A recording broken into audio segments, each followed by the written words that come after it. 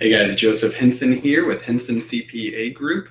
And this week we are continuing the conversation we had last week over evaluating your practice performance. So if we go here, you'll see that what we hit last week was why measuring performance matters.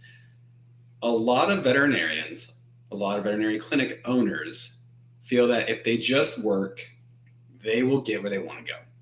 And that's just not accurate. You can always make money. You can always get to places you think you want to go. But without actually measuring your performance, it's hard to say if you're doing well or not. So we did go through a few metrics. The key metrics we want everyone to track is your gross revenue, your revenue per appointment, your retention rates, and your revenue per employee. There were several others. We also went through some operational metrics and some other financial metrics that you should look for if you are a clinic owner. You can watch part one. It's on our Facebook page. We do have a link if you need it. But if you didn't see it, I would pause this, go there, and watch them. That way you know what I'm talking about. So today, understanding and interpreting your data. What does that mean? Well, that means setting benchmarks. You want to be able to compare your metrics against industry benchmarks that will gauge your clinic's performance. This is extremely important. You don't want to just go to any kind of clinic, any kind of practice and say, oh, this is what I need to hit. If you're a single one doctor clinic, going to a clinic that has 5 full-time staff and 15,000 square feet with a grooming section and a huge area just for resale will not work for you. You want to look at like-sized businesses and you want them to be within your industry. If you're in a rural Wisconsin town, don't compare yourself to the city in New York or California. Those are not apples to apples. It's more like apples to oranges, sometimes apples to watermelon. They're just completely different. So look for the industry reports or peer networks that can provide these benchmarks to you. It's one of the things that we do for our clients is make sure that the industry they are in, they are hitting those metrics. You want to track trends over time. Knowing what you did last month doesn't matter in the grand scheme of things if you don't know what you did last year for the same month or 2 years ago for the same month. We want to see what is happening with multiple data sets. Rather than just looking at that one data point, track it over months and years so you can identify the trends, seasonality, and areas that you can improve. With the seasonality, if you're not ready for it, and it's, you might have been with this for 3 to 5 years, but if you're not ready for it, coming up to the end of a year, knowing that it's a slow period will help you with your cash flow to make sure that you aren't hitting the red those months. You want to make sure that you have cash on hand to weather storms when they come. And another good thing to do with tracking trends over time is to have data in graphs or charts. This will let you easily see and track those changes and predict future performance. It's one of those things where if your graph is not going up even a little bit and starting to kind of taper out, you want to see that. And just looking at numbers doesn't help. Say your gross revenue before any sort of expenses is $1 million this year. Let's say last year it was $900,000. Great, your revenue grew by 10% plus. But if bottom line grew by 1% or 2%, that's not as good. So you really want to look at these over time and at multiple data points. The next thing we're going to talk about is balancing short-term and long-term metrics. You always want to look at the immediate metrics, revenue, client retention, client turnover for short term. But for the longer term, you want to look at profitability, employee satisfaction, and areas that will make sure you are able to sustain the growth that you want as an owner. There comes a time when you step out from being an owner and more into the role of the CEO. You're managing the day-to-day efficiency of your clinic, and you're making sure your employees have what they need to be fulfilled and also grow within work and life. No one gets into business just to fulfill themselves. If you're a business owner with employees, you are there because you care about your employees and the people you are helping. Now let's go through using metrics to drive improvement. We want to identify areas of opportunity. And how can you use this? You want to use the metrics to identify underperforming areas. This could be very specific. It can relate to certain services, certain employees, or even a certain operational issue. If you see, one really good example is if you see a lot of no-show rates, you need to figure out a better scheduling system. You don't want to have a 20% no-show, because that affects the amount of money that you're going to make, and that if you have another doctor, they're able to make. You want to make sure that you have appointments going out and reminders constantly happening. Hey, you have an appointment in 24 hours. You have an appointment in 1 hour. And you want to also get any information in advance so that you're ready to truly help the patient when they get there. Another thing that we want to look at is optimizing your pricing and service offerings. Track how each service is performing. It's as simple as that. If you're spending 20% of the time on a service that makes up 5% of your revenue, that's probably underperforming. Some of them are going to be less profitable. Adjust the pricing. Bundle some of the services together.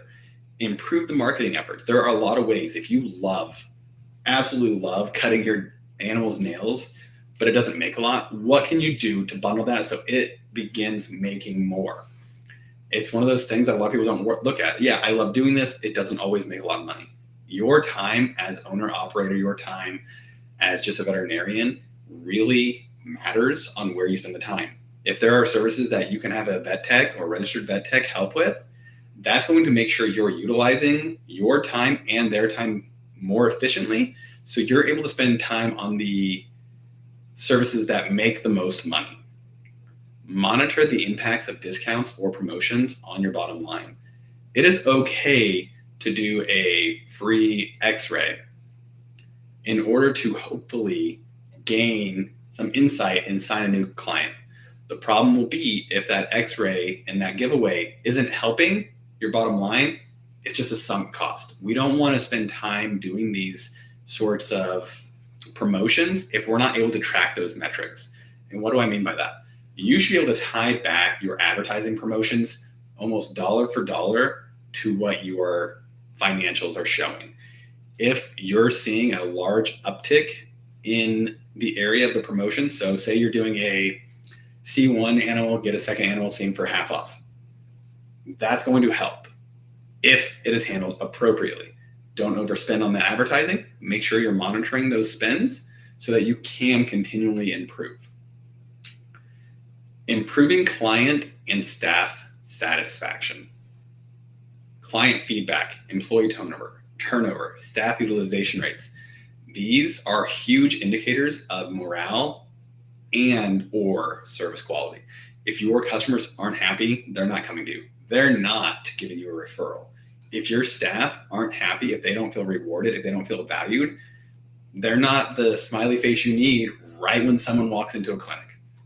These are areas that you can spend just a little bit of time on and see huge rewards. The biggest referral you can get is from someone that refers another person to you because they're already seeing you.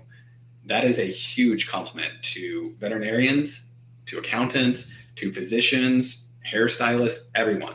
If you are not getting referrals from word of mouth, look at what's going on.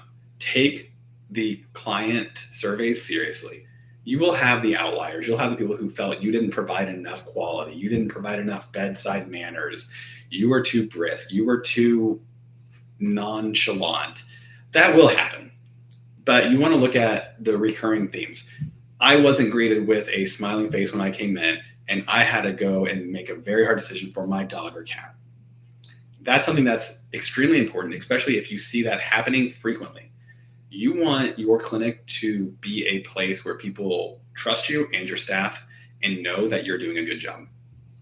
And it also will help foster a positive clinic structure, culture, and also improve your customer service strategies. Listening to the customers, the people who are paying your bills, people who are entrusting their animals, who some of them love like children, to you, listening to them will reap rewards without having to do too much extra. This isn't as long of one, but we wanted to break this up into two. So there are some key takeaways from this, just like there were in part one. You want to regularly track key metrics to assess your clinic's health and profitability. Not tracking these metrics, ignoring them, and just going based off of what Vet or EasyVet, Cornerstone, whichever software you're using to look at the profit and the revenue isn't going to work, because you have so much more in your business than just what you bring in. Focus on both your operational and financial metrics to get a full picture of your clinic's performance. It's like a puzzle. If you're missing that one piece, you will miss out on the entire picture. Having a giant blank space where you're not looking is just like having a blind side. You have to know how your clinic is doing in all aspects. At some point, like I said, you're no longer just a veterinarian. You are now the owner. You're the CEO of your business, and that is extremely important. Not focusing on the overall picture will cost you tens of thousands, if not hundreds of thousands of dollars. It's one of the areas we really like helping our clients with, is how they can do that without taking away from the fact that they still have to see patients. Use your data to identify areas for improvement and capitalize on growth opportunities. If you're finding that there is an area you're not servicing and that it's lacking in the industry, being a first mover is huge. Making sure you're able to capitalize on those will reap rewards. You want to make sure that what your clients and what your patients need is available. If that means you're getting the latest technology because, hey, it's time to upgrade, you want to do it. There are huge tax benefits to that, as well as operational efficiencies. If you're still using an old machine and it takes you 30 minutes, but a new machine can save you 10 minutes, you're seeing an extra person almost every hour. Leverage tools like practice management software and financial systems to simplify tracking and analysis. We use several different systems here to make sure our clients get the information they need. Using Vetter, using EasyVet, using Cornerstone are great systems to track the patients that are coming in, what happened, billing them. But using only that will cost you money. You need to have a dedicated accounting software to make sure you're not missing expenses, to make sure that you're able to track trends that you don't get. Those softwares are phenomenal for tracking the practice operation, but not tracking finances. You have to have multiple systems. And those are just really, there's a lot of other areas we could cover. We would love to talk to you guys about this more. It's one of those things that we do see frequently. We see people who are great at making money. They're great at leading a practice, not so great on making sure that their practice is doing well. And if you have questions on that, please reach out, through email, joseph@hensoncpagroup.com. Like I say every week, Joseph has 2 E's. Blame my mom. I can't help it. Other than that,